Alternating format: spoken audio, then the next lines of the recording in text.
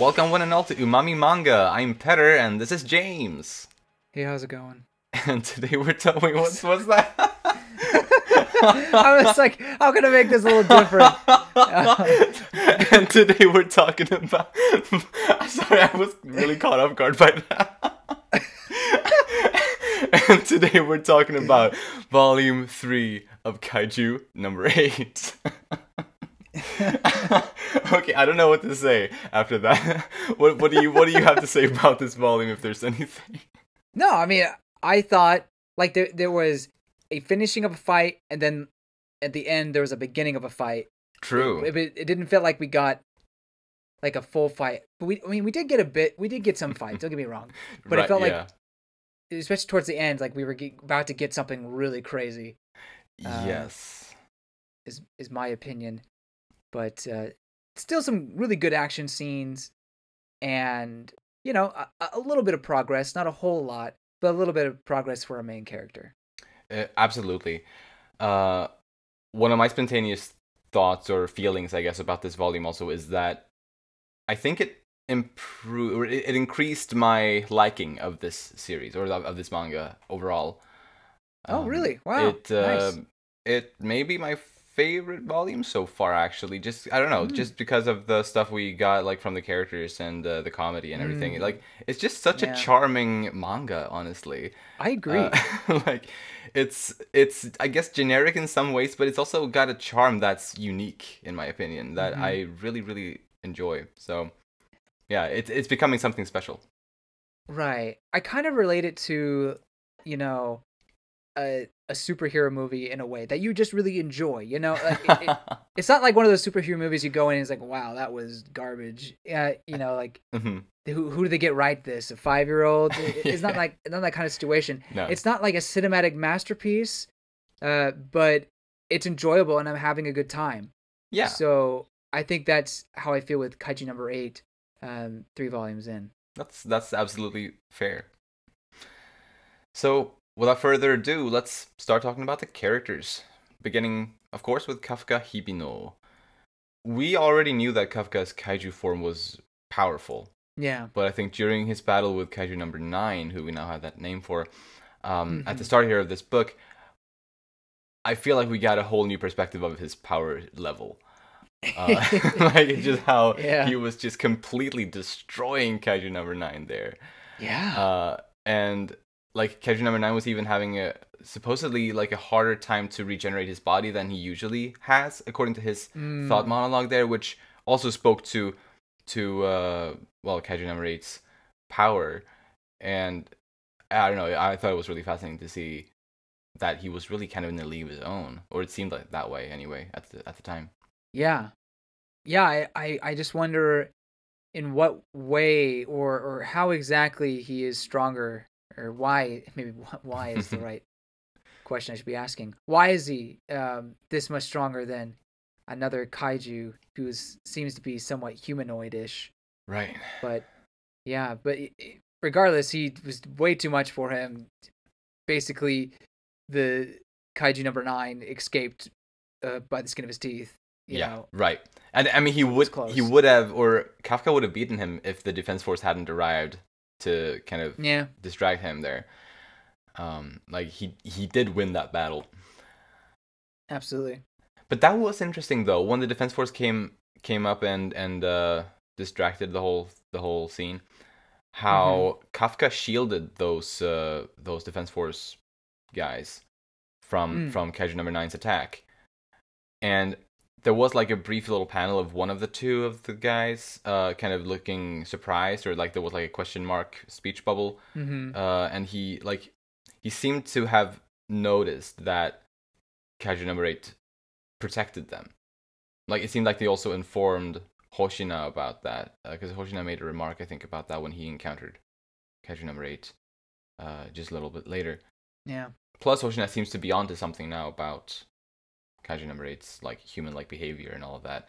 So I guess it's exciting to follow along with this, of course. And we knew that Hoshina is a kind of inquisitive, and he's a guy that thinks and wants to, I guess, solve these riddles. It seems like, but it does give me hope seeing all of this in this volume that probably possibly sometime in the future we will see Kaiju number 8 cooperating with the Defense Force, like for real. Yeah. I feel like it's only a matter of time.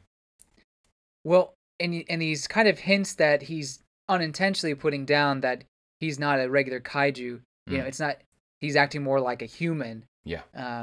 Versus, for example, number 9, who took the form of a human, but was acting very much like a kaiju. And I'm pretty sure they kind of took note of that, or at least Hoshina did. Yeah. When comparing number 9 and number 8. Right. So, I agree with you that it does bode well for Kafka potentially working with them as a kaiju. Right.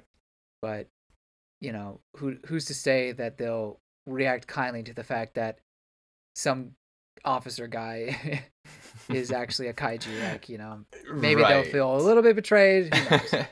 Yeah, I'm sure it's going to be complicated to some degree, kind of regardless, but eventually, I'm sure they can work through that. I'm thinking. But it is taking longer than I thought it would, because I remember back in volume 1, like already back then I started speculating about this possibility, which I mean I'm sure a lot of people did at that point in the story, but I expected it to kind of transition much faster than it has been. But I'm really enjoying the fact that Matsumoto is really taking his time with, I guess, the pacing here about that whole thing. It's enjoyable. Yeah, honestly, I think it would have been a little bit of a letdown if it was revealed right away, or almost. I mean, granted that this manga does have comedic moments, and that definitely, if it would have been like a quick, 2-chapter thing, that would have been pretty funny. But I do appreciate more so the slower take on that. Definitely. And hey, Kafka was promoted to general officer. Yeah, good for him. That was surprising to me. Right. Exactly. Especially, he's not really performing, physically at all. Yeah. But I think it's important to note that his intel not only helped in the previous battle, but after he became a general officer, he was giving some very useful tips about the certain kaiju, like the Wyvern class and everything. True. And I think it just goes to show that, well, a couple of things. One, I think it shows that maybe the officers should be studying up on kaiju a little bit more. I don't know. Maybe they need to take a crash course or something. Maybe they don't have that type of education. But regardless of that, the second point is that Kafka is a value asset for that information, and I think that in itself deserves to be recognized. And I'm glad that he's been promoted. Absolutely, he deserves it, and honestly, yeah, for the reason that you said, like for his knowledge, really, it's kind of invaluable in these situations, or especially in the previous volume. But in this volume, it was neat as well to see kind of that followed up on, and just kind of seeing more about, or more of him providing information that nobody else can provide. It's pretty sweet. Yeah. That's all I have on Kafka, actually. Gotcha. Okay, then I just got one other thing.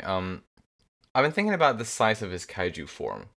Oh, yeah. It's really not that much bigger than himself. Like, well, Kafka is a relatively big guy, just his human form. Like, he's pretty tall. He's got pretty big arms. But I mean, he's obviously not abnormally big, but he's still, a pretty tall guy. So his kaiju form really isn't that much taller than him in his regular form. And that's got me, really ever since the first volume, it was a bit weird to me, the fact that he's referred to as a kaiju, but he's basically human-sized.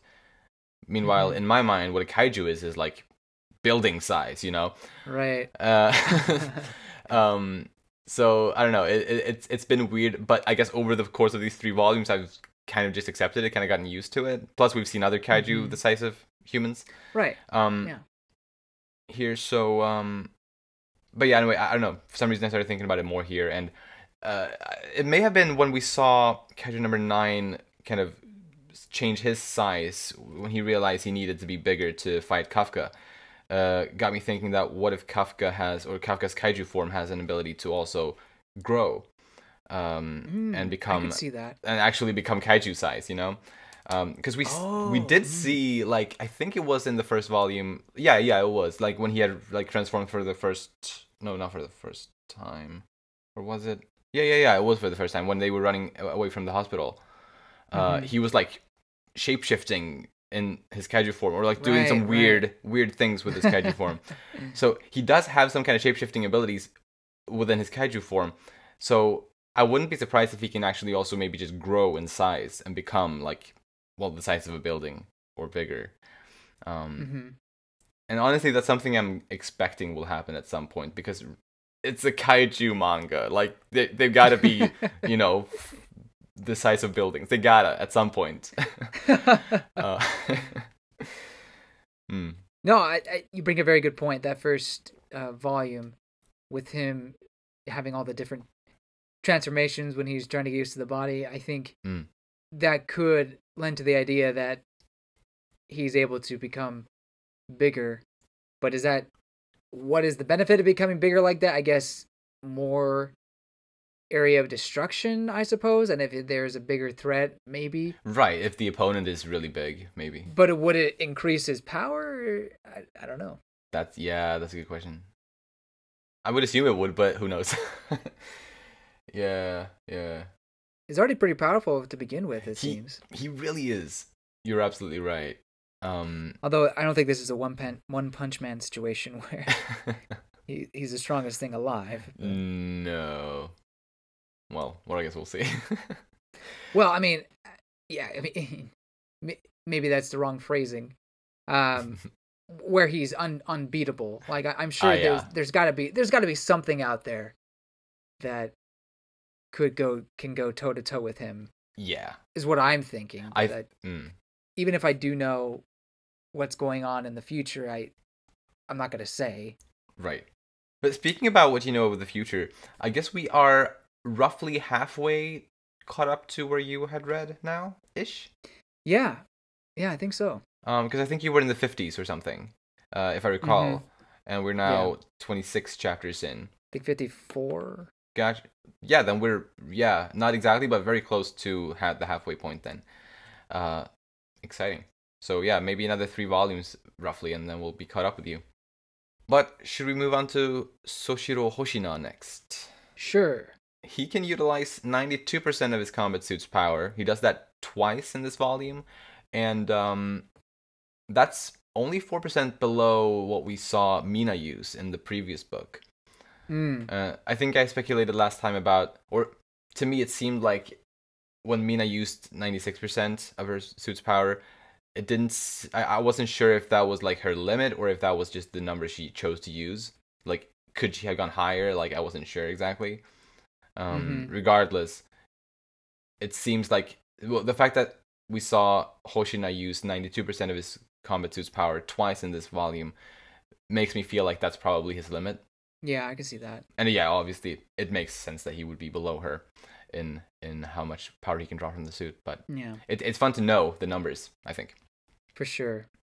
And not only know the numbers, but just see him in actual combat, just his speed. I mean, it really reminds me of Levi from Attack on Titan. Just I mean, the personalities are different, but the haircut maybe the haircut is not as similar as I thought, but just the quickness and speed with the dual blades is just somewhat reminiscent of that in my mind. For sure. But I'm super impressed with how he was fighting Kafka, and let me just say, I think I'm pretty excited to see how he fights that new kaiju that we got revealed at the end of the volume.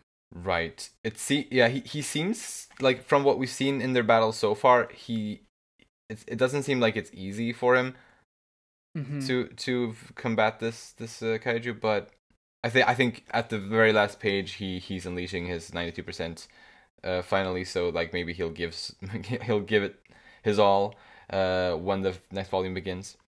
And maybe then we'll see him kick some ass. We also learned that he was the one who pushed for Kafka to be promoted in this volume to general officer, and if I remember correctly, it was also Hoshina who pushed for Kafka to be accepted into the Defense Force, right? I think so, yeah. So I find that very interesting. Definitely wasn't Mina. Right. Actually, one thought I had was that what if it was Mina who pushed for it both times, but she's just saying that somebody else did it because she's a tsundere or something. I don't know. I mostly don't think so, but just a thought popped into my head. That would be pretty funny. But I'm pretty sure Hoshina more or less admits it, at least in this volume. Yeah. He had pushed for him, but he, he's like, don't get me wrong, I don't really think you've proved yourself really. But then he lists some other reasons why. Yeah, but he only believes in 1% of Kafka. That's it. Yeah, I really like that line. Yeah. I do have faith in at least 1% of you. Right. But anyway, yeah, it's interesting that the fact that he's kind of vouched for Kafka twice now. And like I'm still I think I'm a bit stumped still about why he did it the first time. I guess he just genuinely saw some good qualities in him, which is fair. But what occurred to me with this, like with the promotion, why he would have pushed for that, I was thinking that he may have done it in order to keep Kafka close to him so that he can keep a closer eye on him, since he may be a bit suspicious of him. Oh. In regards to Kaiju No. 8, potentially? Because we don't know exactly, like, we don't know what's, like, everything that's going through his mind. We don't know kind of how far ahead he is in figuring everything out. So I'm wondering, like, well, depending on how close he is to figuring it out, it's possible that he may have, I guess, pushed for this promotion for that reason. Interesting. That would be impressive if he was able to already put together that it's Kafka. Yeah, right. Yeah, maybe a bit too impressive. And considering the fact that he pushed for him earlier, even before there was really any reason for him to suspect Kafka, makes me also maybe doubt the fact that he did it for that reason. But still, I did consider that idea a little bit. But yeah, he continues to be an interesting character. I remember I was not very fond of him in the first volume, but he grew for me a lot in volume 2, and I still like volume 3. He continued growing for me. He's a really interesting character. I still think, because I'm pretty sure I said this last time, I think he's still my favorite character. Oh yeah. I just love his personality, his fighting style, and just really what he brings to the story. It's pretty good. So I think out of all the characters, he's the most interesting to me. Fair. I mean, definitely.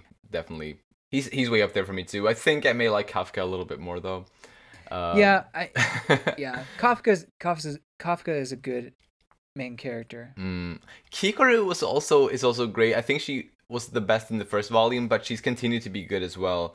She just hasn't had a lot of time to shine, but she's also up there for me. Yeah. Anyway, anything else on Hoshina? I think that's it for me. Awesome. Then, well, let's move on to Kikoru Shinomiya. We do see her having a bit of a kind of moment of doubt about whether or not she can really trust Kafka. Yeah. Which wasn't surprising necessarily, but I thought it was still interesting. But but it was kind of funny when Kafka appeared again and she just kind of flipped and like she looked really happy to see him all of a sudden. The doubt was short-lived. It was, but it makes me feel like there is like that doubt. It's not resolved for her. Like she, I think there's still maybe a chance for that doubt to kind of resurface, and for her to kind of go back to kind of thinking about it in that kind of a way. I mean, yeah, it's fair because having a kaiju as your ally, when your sole purpose is to fight them, yeah, it's a hard thing to accept. True. For sure. Yeah. Like, I don't think she will actually, like, betray him or anything. I'm not really scared of, could be interesting. Of that. It would be, to be fair. I just don't... It's not something I'm going to predict. But still, I'm curious, I guess, about what will come of these doubts for her. And she got a custom weapon, which... That was so cool. It's really, really cool. So badass. Especially since it's usually only given to the captains. But she got one because she's just that good. I love how she's like, this axe doesn't really fit my style, but whatever. And then she's just going all carnage and all that. And I think it was Ichikawa or Reno, however he was just like, Yeah, I'm pretty. That fits you pretty well. Yeah. Yeah, I think that was him who said that. Yeah, and I also loved that because he's right. It's true. It fits her perfectly. And it's also the cover art for this volume does have her with that axe. Yeah. So it does, I guess, quote unquote, spoil that, but it didn't. It didn't really. Like, I didn't think much of it when I just saw the cover art. I just saw her. I didn't pay attention to the axe that she was holding until I knew of the axe from the chapters. Actually, same. Even though I had already read the chapter before, I didn't. When I look at the cover, although I guess I wasn't looking at the cover, because I don't have the physical volume. But whenever I would see it, I wasn't thinking like, oh, there's her axe, Fair, yeah. Thinking, oh, Kikoru's there. Exactly. Yeah. Then when the axe came out, I was like, wait a minute. Pretty sure that's on the cover. Yeah. Anything else on Kikoru? No. Then let's talk a bit about Reno Ichikawa next. He was the only one who really kept a level head during the wrap-up party for the first mission. Yeah.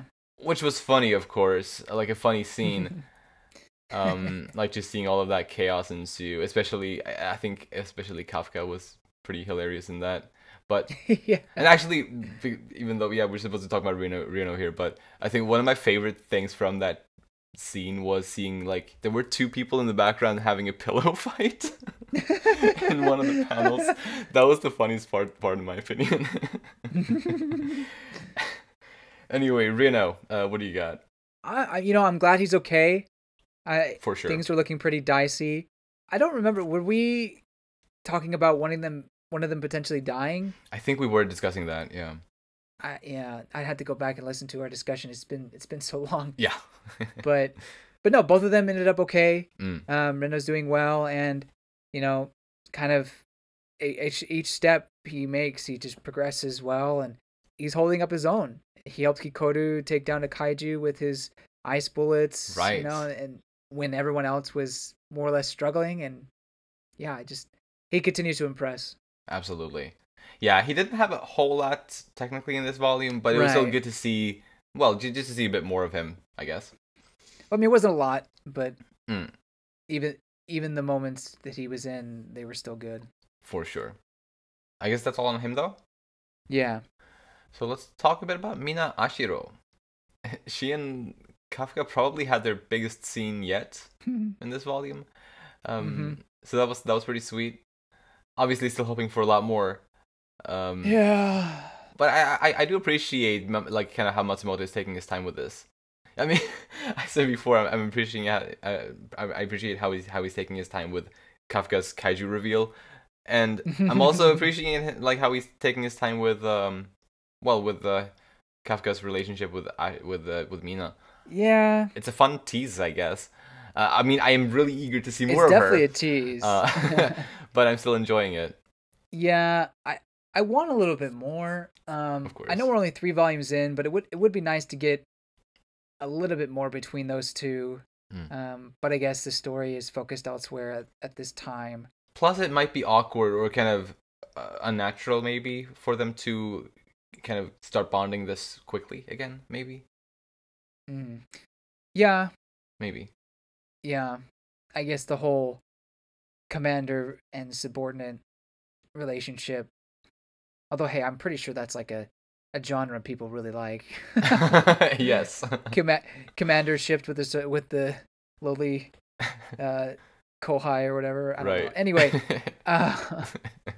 but it was nice to get a little bit of that at the very least. Yeah. She mentions every kaiju must be neutralized. I'm just like, are you sure about that one? Like, maybe there can be like some possibility where kaiju isn't neutralized. Just think about it. Think about it. Exactly.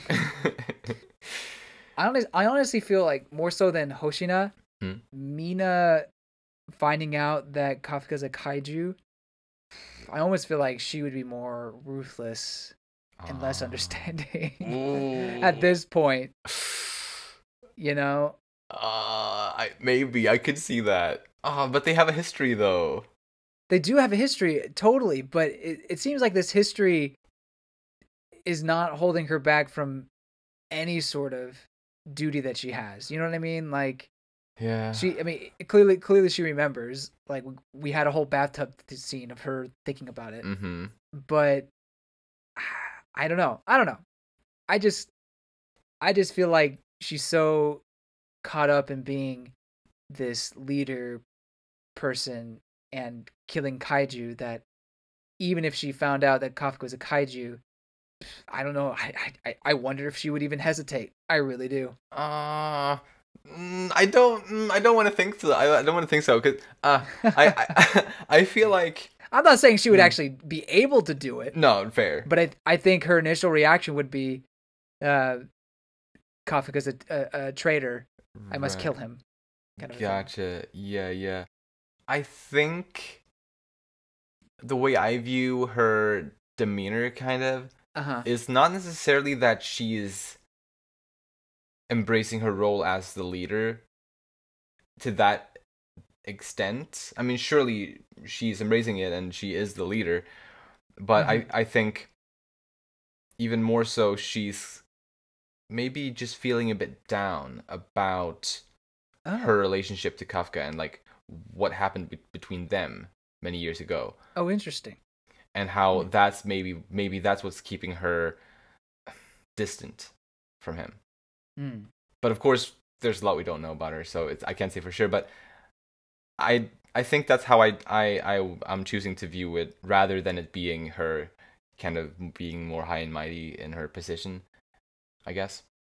I don't know if I'd say high and mighty exactly. Right. Okay. Fair. But I also kind of think it's kind of a what's the phrase? Hard to catch, or make him work for it kind of a situation. So that's why she's not, giving any sort of edge to him whatsoever. But at the same time, I don't think she's thinking about, this will make our reunion all the more sweeter or anything. I think she's just really diligent and wants to remain unbiased. Right. But also has these kind of this dream of their promise being realized. You know what I mean? So any sort of, I guess, help on her side would maybe diminish that effort. Yeah. And whatnot. Fair. Yeah, I could see that. Yeah, definitely. Now that doesn't really have anything to do with how she would react to him being a kaiju per se. But I do think she's pretty dutiful and I don't know. I just feel like she wouldn't hesitate, but that's just me. Understandable. Well, about like the thing, like he's usually, like, Kafka is usually punished by having to do a bunch of push-ups. Like it's kind of become a running gag at this point. And a thought that crossed my mind when she gave him that order in this volume was that she... What are you gonna say? Well,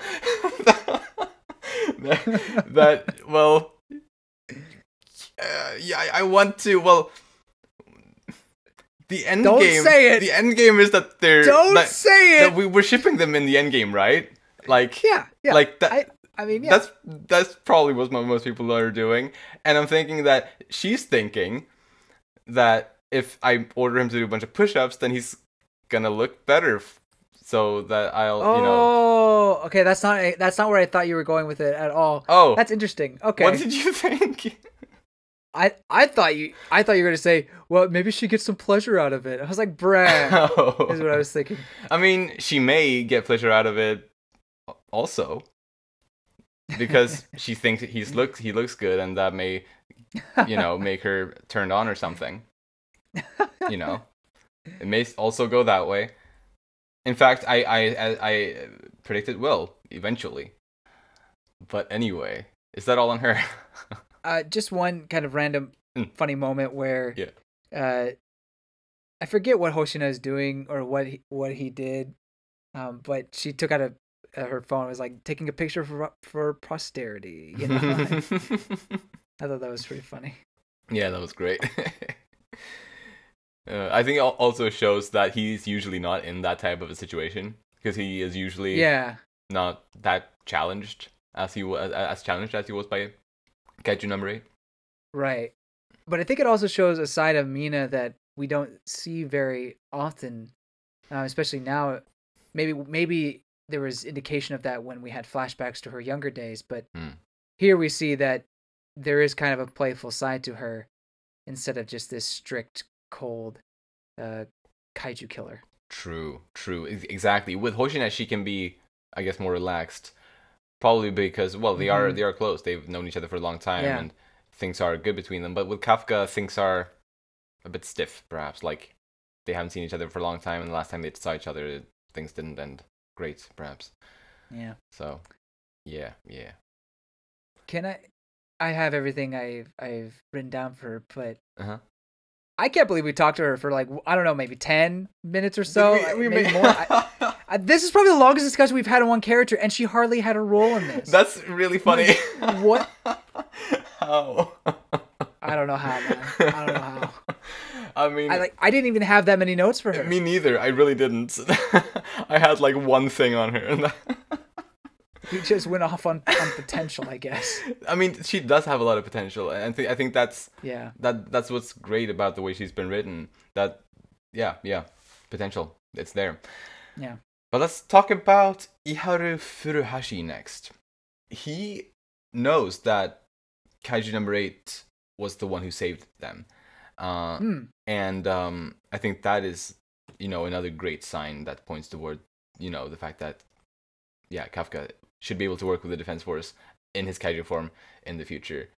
Having someone who can, like, directly vouch for him like that. Who isn't already in on it, like Kikoru and Reno are, is great. But he's also not the brightest bulb no. in the shed. He's a really good guy. I mean, especially now after what happened after the second volume. Yeah. You really see his good side to him, and that's great. But he's also super gullible. Very. That was so and just funny. Not able to put 2 and 2 together. Yeah. Yeah. So funny. It was hilarious. Whew. Yeah. Anything else on Iharu? No. Then a bit on Haruichi Izumo. Yeah. We find out that it's his family that does that develops and makes the Defense Force suits, and supposedly some other technology as well. So he's really, really wealthy. More so than Kikoru. Right. Apparently. Precisely. Yeah. She said that her family's wealth like dwarfed in comparison to the Izumo family. So yeah, that's really interesting. But anything else on him? No. Then moving on to Kaiju number 9. Lovely to finally have a way to refer to this character. That's actually a real canonical name for him. So we understand that, well, I guess the human forms that he takes are of real people that I guess he killed, I guess, in both instances of the bodies that we've seen him assume. Possesses. I mean, it's kind of similar to those fungi that take over bugs. Oh, that's funny. Fun. I kind of get that same feeling. That makes a lot of sense. I actually didn't consider it being him taking over the body, but rather that he somehow got the ability to transform into someone that looked like them. But what you said makes a lot more sense, and I'm sure that's actually the case. Especially since he looks like a mushroom. Right, yeah. The whole mushroom angle. Yeah. I think transforming into the body does work as well, because he does have this kind of malleable, he does transform in some ways. Right. But he does mention that it takes a while to get used to the body. Oh, yeah. And maybe that could be just, transforming in general, but it could also be that he's inside the host. Yeah. And so he's kind of assimilates in that way. Right. And honestly, yeah, I since you mentioned it, I really think that makes more sense. Plus, it also gets rid of the risk of the real body being found at a later point in time. So this way it's really ideal for Kaiju number 9, that like it's kind of a foolproof method for him, and yeah, plus the fact that it is actually they were actually real people, so they have a history and records, and like he doesn't have to make up a new person. Like he can just continue somebody else's life like that, and kind of seamlessly without going or like without kind of being detected by anyone or anything. So it's really scary the way that works, and like just how easily he can just do all of that. But now he seems to have a vendetta against Kaiju number 8, and he will, I guess, bide his time to eventually strike back and kill him, or try to at least. Yeah, that seems to be his plan. Like he just is looking forward to coming up with a way to kill him. Like, you know, he seems very excited about that. Yeah. He doesn't seem aware that Kafka's human either. Yeah, right. I don't know. Like, he doesn't really comment on the fact that Kafka's protecting humans. I don't remember him saying that, but he also is kind of freaked out by his mannerisms, or meaning that you definitely don't look like a human, but you don't act like a kaiju. Right. Precisely. So yeah, there's something that is strange about Kafka, even to the kaiju. Precisely, yeah. So I guess there's a chance that maybe Kaiju number 9 is starting to suspect that Kaiju number 8 is a human somehow. But the fact that it's a mystery to number 9 also has me intrigued, because I don't know, for some reason I sort of was expecting the kaijus, or at least these intelligent kaijus, to have somewhat of an idea about what Kafka's situation is, but apparently they don't, or at least not this guy. Like number 9 does not. So yeah, it's very interesting. Like nobody seems to really know. I wonder if anybody actually knows. Man. I don't know, man. You, I believe, mentioned in our previous discussion thinking that Kaiju number 9 could potentially be a similar situation to Kafka, in that he's human, a human kaiju kind of a thing. Yeah, I think I did post that possibility, but I think in the end I chose to, or no, or well, yeah, it was one of the possibilities that we discussed. Yeah. Yeah, I just, do you feel so now? I mean, maybe not to the same extent that Kafka is, but do you still feel like, I think one of the theories was he was kidnapped as a child. Right, or somehow he got lost or something, yeah. Yeah, I mean, that's the thing. I think if he is a human originally, then I think that needs to be, that's got to be the only way, that he was somehow taken away from human society at a very young age. Taken away or got lost through other means.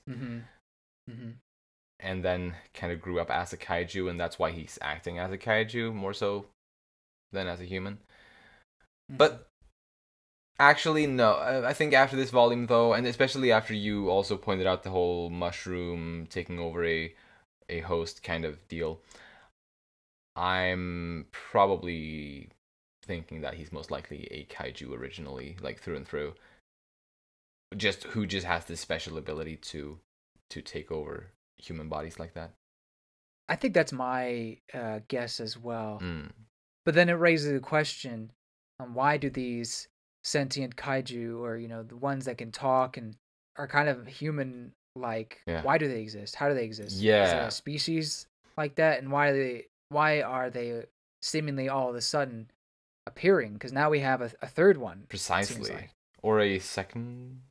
Or are you counting Kafka? I guess I was counting kaiju. Yeah, I mean Kafka. But you're right. I guess it's only 2. But yeah, right. Technically speaking. Still, though, yeah, the fact that several are appearing around the same time here is strange. But was there anything else on number 9? No, that's it.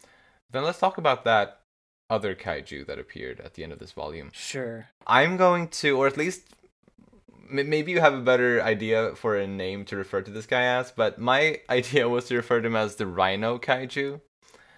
Because he kind of has like a rhino horn. Okay. It looks like that to me, at least. Yeah. I actually thought, and maybe your rhino one is a closer name. I actually thought he kind of looked like a knight with like a helmet on. and actually, it kind of reminds me of Kamen Rider or a Power Ranger kind of a situation. Oh. But definitely a lot meatier than any of those guys usually are. Exactly. Very buff. Actually, did you ever watch the American version of Power Rangers? No. They probably, this villain was probably in the Japanese version as well, but there is this guy, was his name Zed? Let me look it up real quick. All right, yeah. But he does look like kind of Lord Zed is his name. He kind of looks like this kaiju. I see. Lord Zed. I'm gonna grab a picture. Please, yes. I see. So it kind of has a similar, Yeah. kind of. Right. No, I can definitely see the similarity for sure. Anyway, there really probably was no point in that. You never watched Power Rangers growing up? No, I really haven't really watched much of Power Rangers at all. Yeah, fair. It was definitely American pop culture thing in the 90s. Right. But regardless, I guess, of what we're calling him, it was, as we said, yeah, very interesting to see yet another one of these humanoid-speaking intelligent kaiju performing this aerial raid on Tachikawa base. I thought it was really cool, but it's like, again, why all of a sudden are they organizing like this? You know, even Kafka said that the Wyvern class never acted together; they were just by themselves. Right. And now they're acting in a group with this new kaiju being a commander of sorts. Like it's right. Exactly. strange. It's got to be this intelligent kaiju who's controlling these wyvern or wyvern kaiju to do what they're doing. I feel like. So, yeah. I mean, clearly it's very powerful kaiju. What kind of connection does it have to Kaiju number 9, if any? Exactly. Are they both on the same side, or is it are they independent? Right. Groups. Spontaneously, I was thinking that, or I just assumed that, yeah, they're on the same side somehow, and like, right. But then, thinking some more about it, I mean, yeah, we definitely don't know for sure. Although I think it makes sense to assume that they are working together to some degree. Yeah. Especially because, well, first of all, we know that, well, at least it seems like all kaiju have kind of the same goal, which is kind of to destroy, or something like that. And secondly, we've seen, I think, yeah, in the previous volume, we saw Kaiju number 9 talking to somebody on the phone. Right. We speculated about the possibility of that being a human, which I think is still a possibility, and a pretty nasty possibility at that, but it may also have just been a fellow kaiju, potentially, this guy specifically, so there are some collaborations going on the bad side, so maybe it is between these guys. Why would a kaiju need a phone to communicate with a kaiju, though? Like, that doesn't make sense to me. Maybe they don't have other, like, long-distance communication methods, so using human methods is their best option. But Kaiju 9 had never used a phone. Anyway, whatever. Yeah. It's not. I mean, there's a first time for everything. Yeah, you're right. There is. We were able to see that. How blessed. Yes. How blessed. Yes, we are truly blessed. No, I think this new kaiju is a really cool design. I can't wait to see more of his fight with Hoshina. For sure. I really hope the next book picks up right here, because this is a really exciting part. Absolutely. But is that it on this kaiju, or any and other characters? I think that's everything I have. Awesome. Then predictions, or anything we haven't mentioned throughout the character discussions. I guess that's mostly me who can say stuff here. Open it up to you, my friend. Go for it. I did have problems coming up with predictions, honestly, for this one. I mean, I've said a few little things, little speculations, I guess, throughout the discussion, but what's left, I guess, I hope the next volume gives us maybe a little more insight into, well, what's the deal with these humanoid speaking kaiju that we, as we've said, that have been popping up recently. it would be interesting if we could learn some more about that. Kind of, yeah, what's up with all of that. Yeah. And regarding the Rhino Kaiju specifically, Mm-hmm. whether or not it works with or under Kaiju number 9, or whatever it does, like, I'm honestly thinking that there's a possibility that it might be defeated in the next volume. Oh. At least based on obviously we've only seen a little bit of it so far.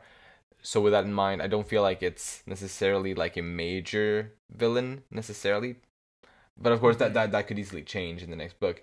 It's just based on what we've seen, I haven't seen enough to deem it a major long-lasting villain. And with that in mind, I feel like there's a chance that it might be defeated in the next volume. Or get killed by Hoshina or Kafka or whoever. But I guess it could also remain a reoccurring villain.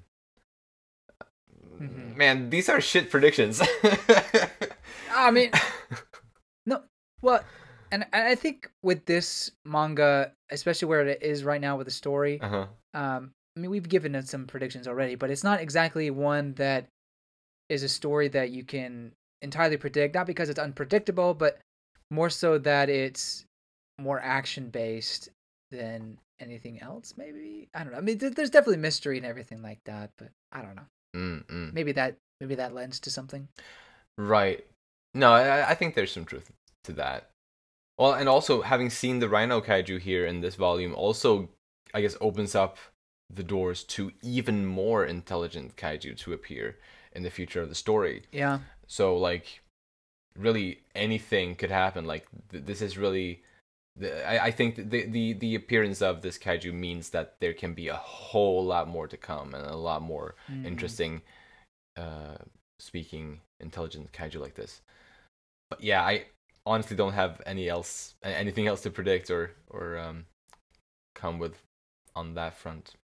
Yeah, I think I've asked any questions that I want to ask. I think it was mostly just about your thoughts on Kaiju number 9 and the origin there, because that's something that I'm still even thinking about. Right. But yeah. I mean, I'm grateful for you making the whole mushroom or fungus observation, I guess. I really think that makes the most sense.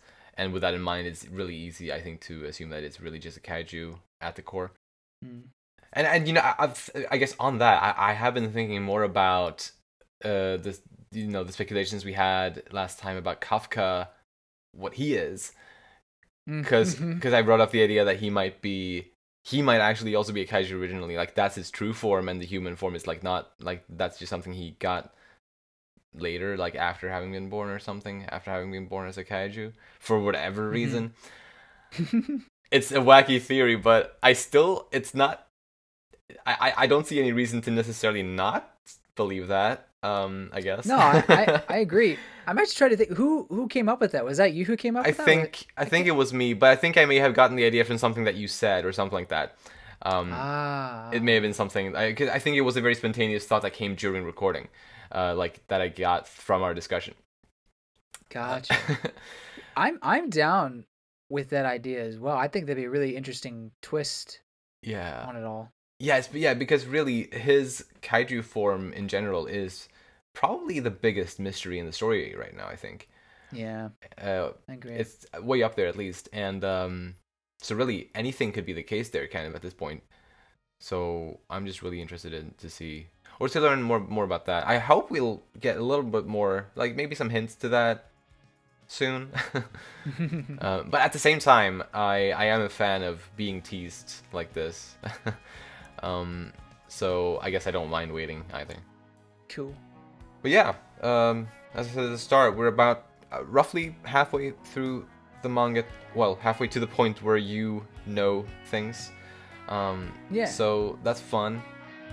And again, I love this volume. Probably my favorite one out of the volumes we've had so far. Good stuff. For sure. So let's not drag this out any further, I guess. Okay. Or unless you have anything else you want to say before we end the episode. No. Sweet.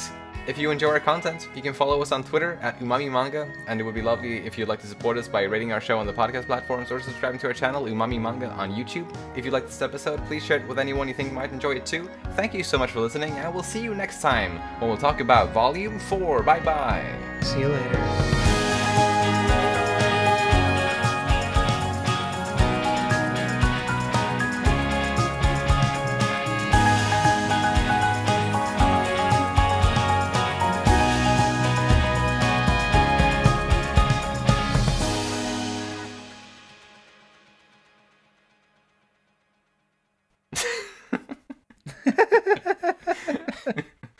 Nice.